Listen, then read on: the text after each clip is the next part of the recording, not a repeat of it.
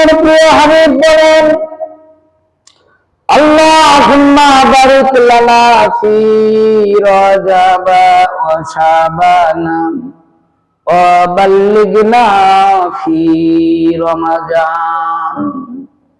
আল্লাহর হাবিব প্রত্যেকটি নামাজে সব সময় আল্লাহর দরবারে দোয়া করতেন। রজব মাস আসার সঙ্গে সঙ্গে আল্লাহর হাবিব দোয়া করতেন, রব্বুল আলামিন রজব মাসকে আমার জন্য কল্যাণ দান করো, বরকত দান করো। আগামী শাবান মাস আসতেছে, আমাদের জন্য শাবান মাস পর্যন্ত জীবিত রাখো এবং শাবান মাসেও কল্যাণ দান করো, রহমত দান করো। রমজান পর্যন্ত ইবাদতের মাস পর্যন্ত পৌঁছার তৌফিক দিয়ে দাও।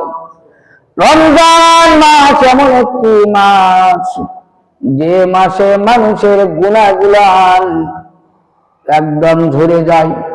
একটা শুকনা কাঠে আগুন লেগে দিলে যেমন কাঠের কিছুই পাওয়া যায় না, সারাটা বছর মানুষ যখন গুনাহ করে একদম গুনাহগার সেজে বসে থাকে, আল্লাহর দরবারে তওবা করার সাথে সাথে রমজান মাসে তামাম গুনাহগুলি আল্লাহ রাব্বুল আলামিন মাফ করে দেন। সুবহানাল্লাহ।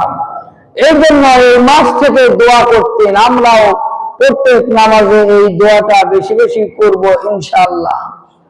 আল্লাহুম্মা বারিক লানা ফি রজব ওয়া শাবানা ওয়া বাল্লিগনা ফি রমাজান। এই দোয়াটা আমরা বেশি বেশি করব তো ইনশাআল্লাহ। দুইটা আমল